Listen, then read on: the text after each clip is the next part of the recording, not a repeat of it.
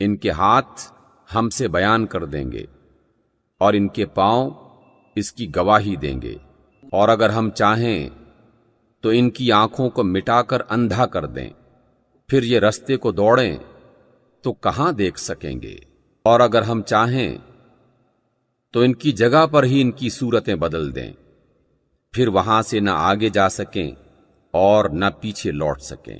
اور جس شخص کو ہم لمبی عمر دیتے ہیں تو اس کی ساخت کو ہم الٹ دیتے ہیں، تو کیا یہ سمجھتے نہیں؟ اور ہم نے انہیں یعنی پیغمبر کو شاعری نہیں سکھائی، اور نہ ہی وہ ان کو زیب دیتی ہے، یہ تو محض نصیحت اور صاف صاف پڑھی جانے والی کتاب ہے، تاکہ وہ ہر اس شخص کو جو زندہ ہو ہدایت کا رستہ دکھائے اور کافروں پر حجت پوری ہو جائے۔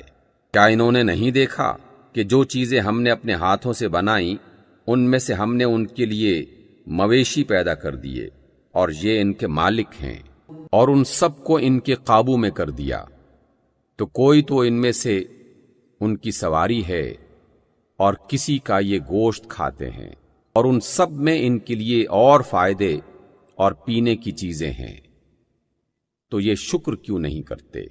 اور انہوں نے اللہ کے سوا اور معبود بنا لیے ہیں کہ شاید ان سے ان کو مدد مل جائے، مگر وہ ان کی مدد کی ہرگز طاقت نہیں رکھتے، اور وہ یعنی ان کے معبود ان کی فوج ہو کر حاضر کیے جائیں گے، تو ان کی باتیں آپ کو غمناک نہ کر دیں۔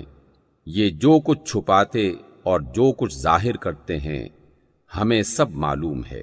کیا انسان نے نہیں دیکھا کہ ہم نے اس کو نطفے سے پیدا کیا، پھر وہ بڑا جھگڑالو بن جاتا ہے اور ہمارے بارے میں مثالیں بیان کرتا ہے اور اپنی پیدائش کو بھول جاتا ہے۔